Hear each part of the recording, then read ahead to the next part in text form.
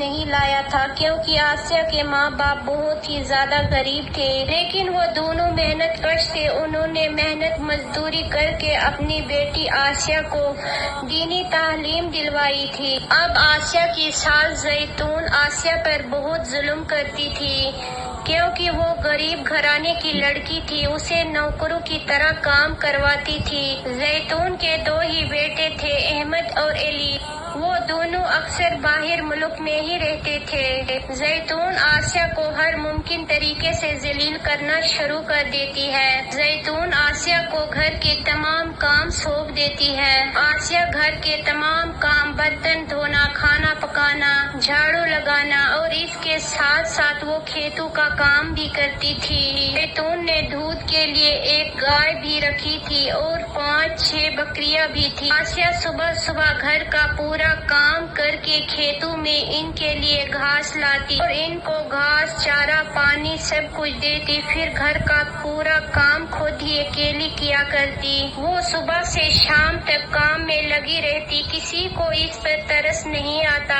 آسیہ ایک پرائیویٹ ادارے میں بچوں کو دینی تعلیم دیتی تھی، جہاں اسے تھوڑی سی تنخواہ ملتی تھی۔ وہ اپنی تنخواہ سے زیتون کو کچھ پیسے بھی دیتی تھی تاکہ گھر کے مالی حالات میں تھوڑی بہت مدد ہو سکے، لیکن زیتون کے پاس آسیہ کے لیے محبت اور قربانیوں کی قدر کرنے کا وقت نہیں ہے، لیکن اس کے دماغ میں صرف پیسوں کا لالچ بھرا ہوا تھا، جو کہ عنایہ کے پیسے اور احمد کی تنخواہ ہی اس کے لیے اہم تھی۔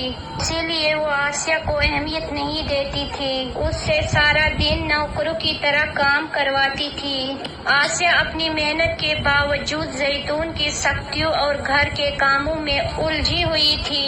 اس کا شوہر علی، جو کہ باہر ملک میں محنت کرتا ہے، ایک معمولی مزدور ہے اور اپنی کمائی سے ہی گھر کا خرچہ چلاتا ہے۔ علی کی غیر موجودگی میں آسیہ کو مزید مشکلات کا سامنا کرنا پڑتا ہے۔ ایک دن جب علی گھر واپس آتا ہے، زیتون نے آسیہ پر تنقید کرنا شروع کر دی۔ اس نے علی سے کہا، آسیہ گھر کا کوئی کام نہیں کرتی ہے، یہ کچھ نہیں کرتی، اس کا کام صرف گھر کے کاموں میں ہی وقت گزرتا ہے اور باقی باہر کھیتوں کا کام میں خود کرتی ہوں۔ میں صبح سے شام تک کھیتوں میں لگی رہتی ہوں۔ بہت دفعہ مجھے کھیتوں میں دھوپ کی وجہ سے چکر آ گیا اور میں زمین پر گر پڑی۔ زیتون جھوٹ بول کر اپنے بیٹے علی کو آسیہ کے خلاف بھڑکانا چاہتی تھی۔ زیتون نے آسیہ کی محنت اور اس کی قربانیوں کو نظر انداز کر دیا اور صرف اس کی مدد نہ کرنے کی بات کی۔ علی کی ماں کی ان جھوٹی باتوں پر شک ہونے لگا۔ علی من ہی من میں سوچنے لگا کہ آسیہ تو مجھے کہتی تھی کہ میں کھیتوں کا سب کام اکیلی کرتی ہوں۔ اب اس کے من میں شک پیدا ہو گیا کہ آسیہ جھوٹ بول رہی ہے یا میری ماں جھوٹ بول رہی ہے۔ علی نے یہ فیصلہ کیا کہ میں کچھ دنوں کے لیے اسی گاؤں میں کام کروں گا۔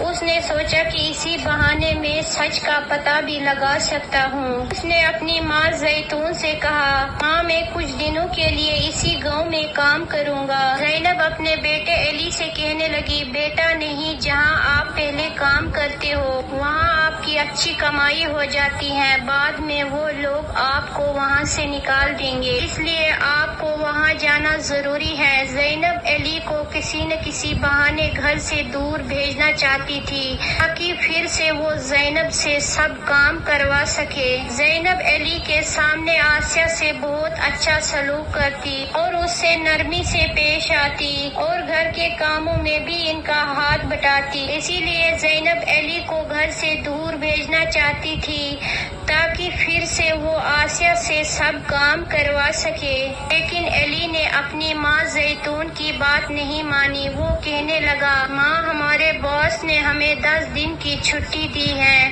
اس لیے 10 دن تک میں اسی گاؤں میں کام کروں گا۔ علی روزانہ صبح کام پہ جاتا اور شام کو گھر واپس آتا۔